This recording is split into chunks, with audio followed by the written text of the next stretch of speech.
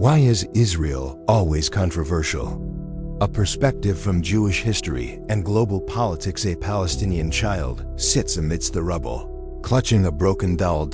An Israeli mother screams in agony as her son's coffin is lowered into the ground. In the night sky, flames erupt, rockets tear through the air, and dreams disintegrate into ash.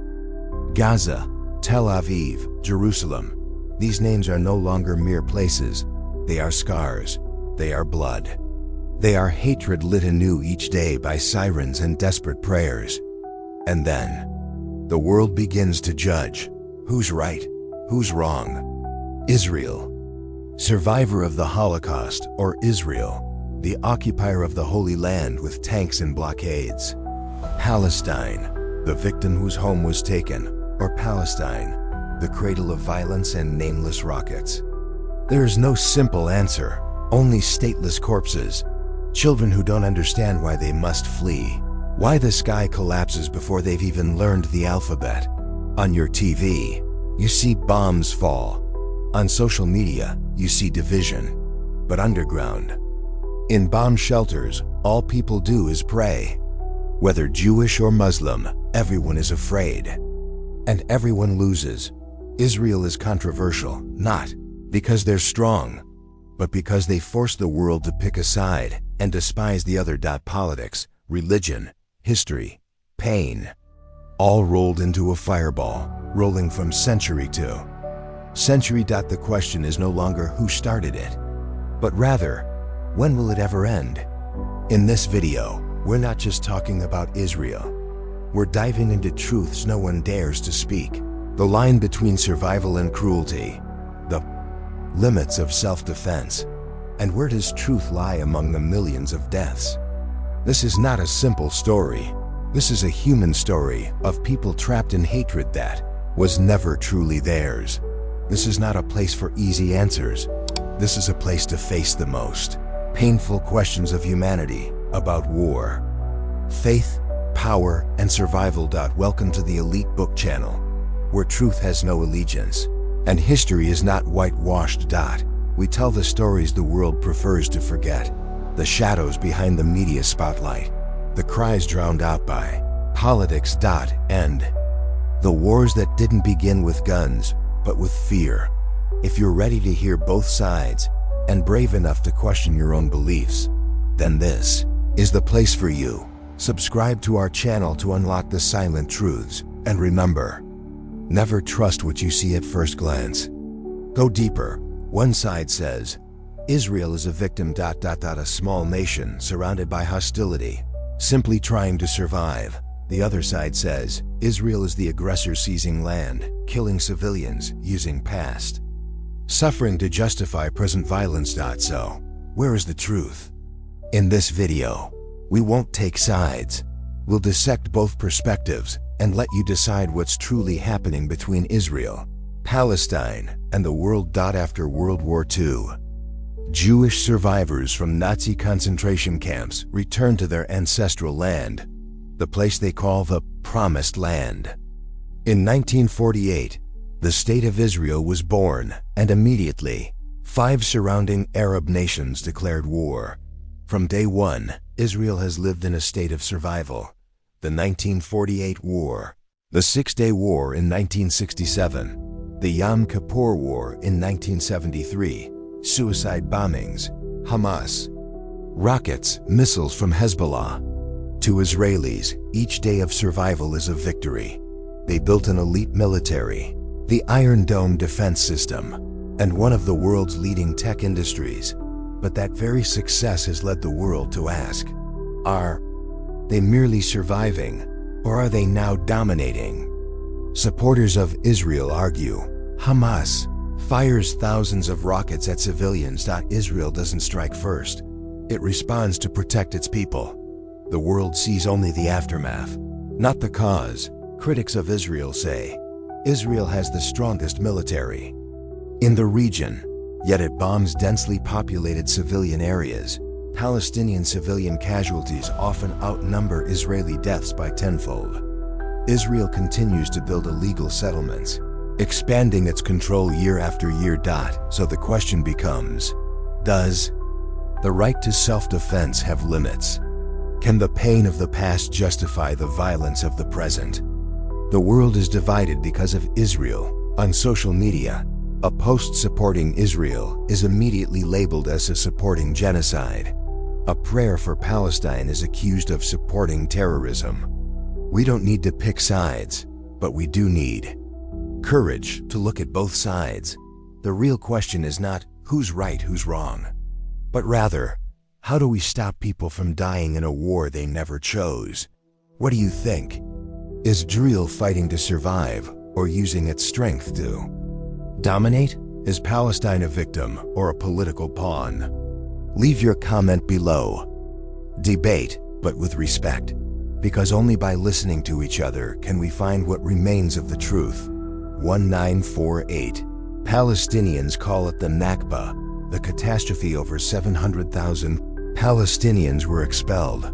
More than 400 villages were erased after the State of Israel was established. Many fled to Jordan, Lebanon, and Egypt, holding on to house keys, believing they'd return soon, but they never did.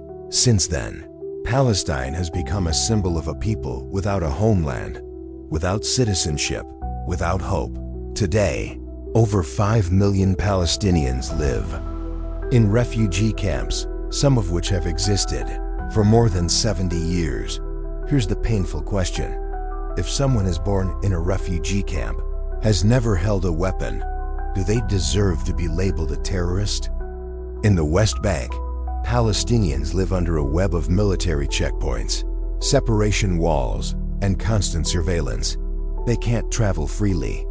They must request permits from Israel to build homes, often denied. Meanwhile, Jewish settlements keep expanding, despite being considered illegal under international law. In Gaza, under blockade by both Israel and Egypt, over 2 million people are packed into a strip smaller than New York City. There's limited electricity, scarce water, and no way in or out, by sea or air. A giant open-air prison. That's how the United Nations describes it. To Palestinians, freedom is a luxury. And when you suffocate an entire generation's future, you ignite hearts ready to burn. Supporters of Palestine say, Israel is an occupying force, controlling every aspect of civilian life. Rocket attacks from Hamas are acts of desperation, not strategy. The Gaza blockade is collective punishment, violating human rights. Supporters of Israel respond, Hamas controls Gaza, a terrorist group that uses civilians as human shields. Israel must enforce security. Lifting the blockade would be suicide. Palestinians are victims not just of Israel, but of Arab states using them as political tools.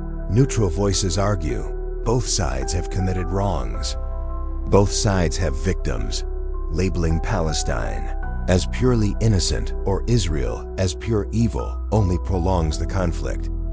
Palestine must be seen not only as pitiful, but as a nation with political, cultural, and human dignity. Reflect on this. If you were a Palestinian father, what would you teach your child about the future? If you were an Israeli mother, could you accept your child dying from a nameless rocket? The Palestinian story isn't just political. It's the prolonged tragedy of a people who live as if forgotten.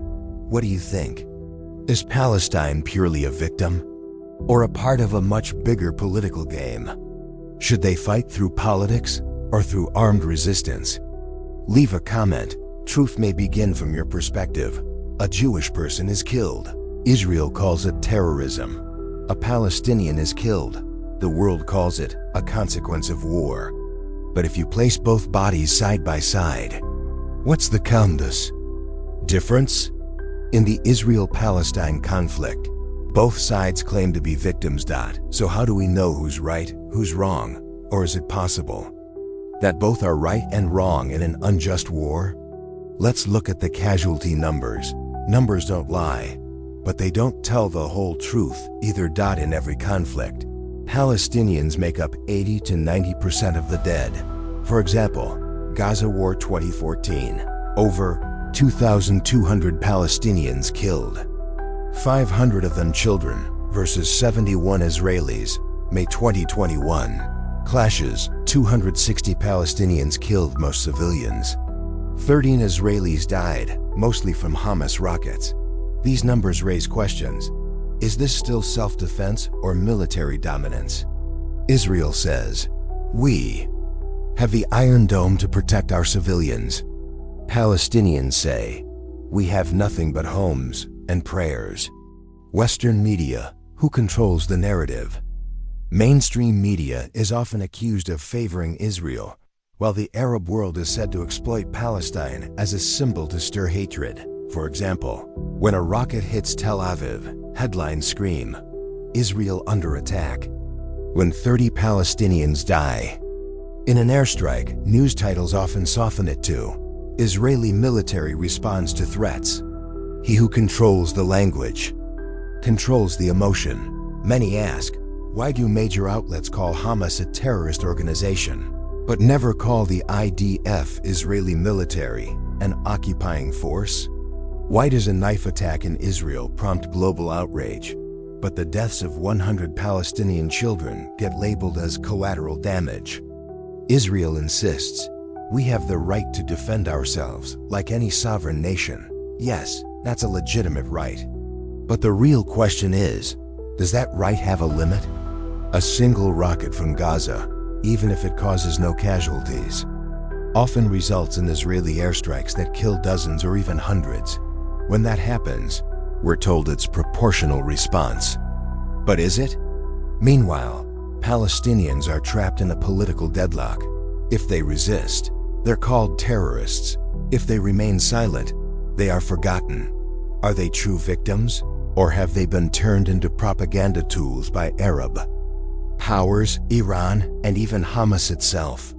Both sides bear wounds from generational trauma. Israel carries the shadow of the Holocaust and lives in constant readiness. Palestine carries the shame of displacement and feels they have nothing left to lose. What do you think? Is Israel a small nation surviving against all odds, or a regional power enforcing? Is Palestine a nation erased from its homeland, or a pawn in a bigger ideological game? There's no easy answer. But staying silent is a dangerous choice. Leave a comment. Which side do you stand on? Is there still hope for a fair and peaceful solution? And who, in your view, is the real victim in a war where no one truly wins? When a rocket hits Israel, it's called terrorism. When an apartment block in Gaza is bombed, it's called defense. When an Israeli child dies, it's a global tragedy. When 100 Palestinian children die, it's unfortunate collateral damage. Media has told us many things, but what have they not told us? Let's take a closer look at the real role of the media and the double standards shaping global perception. Media doesn't just report, it frames reality. The media doesn't just present facts, it chooses the words that steer our emotions. Consider this. Israel conducts airstrikes. Palestine launches attacks. Israel responds. Palestine provokes. Israeli civilians are killed. Palestinians are merely affected. Visual bias. Major networks often show Israeli children running to bomb shelters, but rarely show Palestinian children buried under rubble. The truth doesn't disappear. It's replaced by selective truth.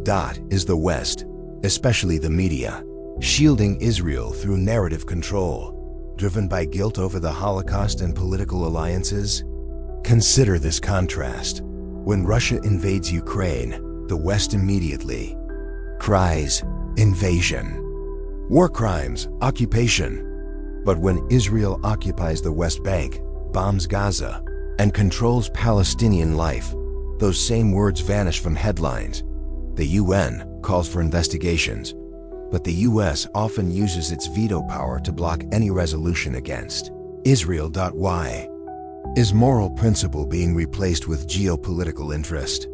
The global South sees the hypocrisy nations like South Africa and Bolivia have called Israel an apartheid regime. Yet the West stays silent. Why? Could it be that morality only applies when it doesn't threaten strategic alliances? Israel is America's #1 ally in the Middle East. The U.S. gives Israel over $3.8 billion in aid each year, mostly for defense. Congress routinely approves military packages, regardless of human rights concerns. Why? Israel is the West's outpost to contain Iranian influence. It's a rare, stable democracy with a powerful military and advanced tech in a region of chaos. To Washington, Israel is not just a friend, it's a political weapon. So when Israel bombs Gaza, the U.S. often affirms its right to self-defense and uses its UN veto to block condemnation. Europe's guilt runs deep, especially Germany, France, and the UK, haunted by the Holocaust. They once stood silent as 6 million Jews were murdered. Now, protecting Israel is their way of atoning. But this creates a moral paradox.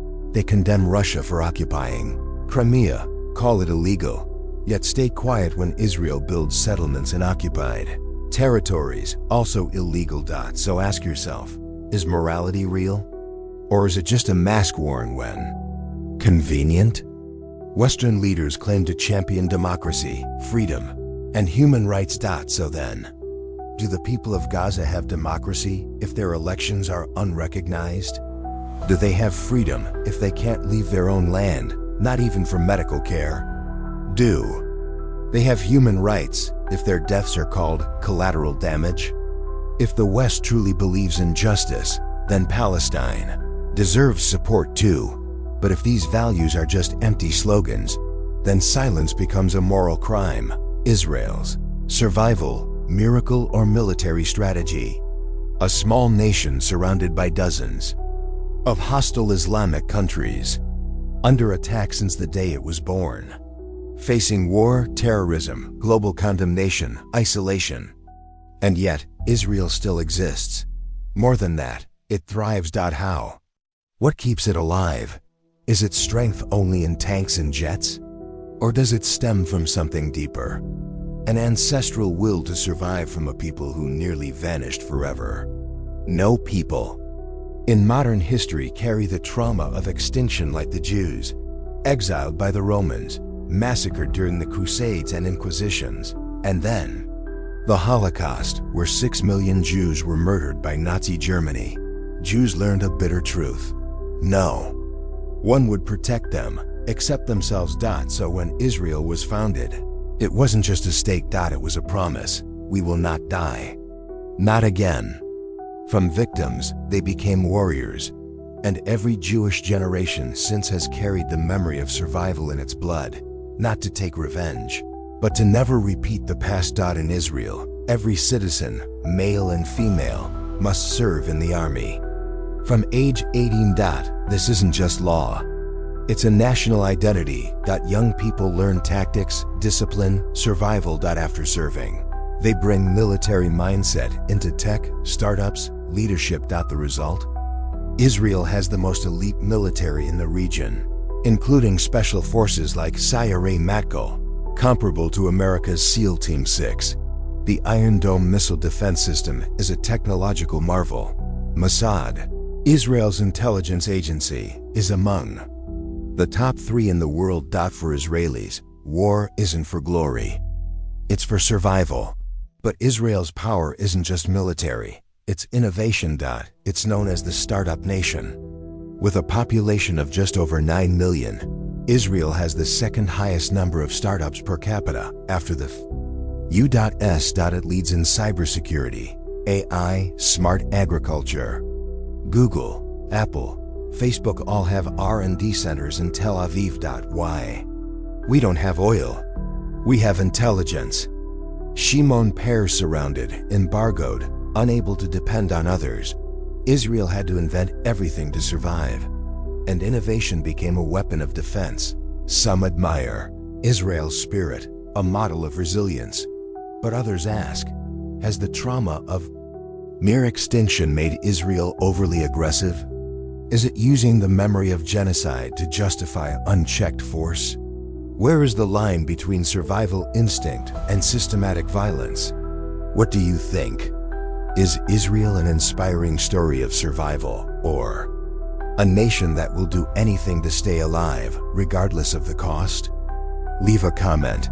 Do you admire their spirit, or feel uneasy about their power? Can the world learn from a people who stood on the edge of extinction and fought back with everything? Two peoples, two traumas. One endless war, one side. Lives with the fear of being annihilated. The other lives the reality of being exiled from their homeland. Both claim to be victims. And both have reasons to hurt. Israel survives as a miracle, yet is watched with suspicion. Palestine suffers for over 70 years, yet is seen as a threat. War doesn't just kill people. It kills the truth. Because in this conflict, no one wins. The dead fall on both sides. Children who never chose war, yet grow up with barbed wire in their hearts. Mothers, Jewish or Palestinian, cry the same way when the truth is no longer simple. The world grows addicted to choosing sides. Democracy versus extremism, self-defense vs. human rights, the survivors versus the forgotten.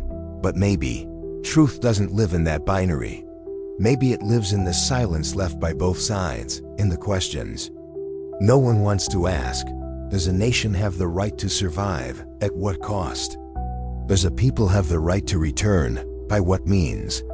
And is the world doing enough, or hiding behind the excuse that it's too complicated to speak up? The real question isn't who's right, but who will be brave enough to start again, not with bullets, but with words? Truth doesn't take sides. It only reveals itself to those who dare to look. You might stand with Israel. You might support Palestine. Or maybe you're still uncertain. But if you've made it this far, if you've listened to both sides, if you've set aside your bias, even for a moment, then you've already gone further than most. Because understanding is the first step to any peace. What do you think? Do you believe this land will ever know peace? If you were a leader in Israel, what would you do differently? If you were a Palestinian, what form of resistance would you choose? And if you're just an outsider, will you stay silent or speak up?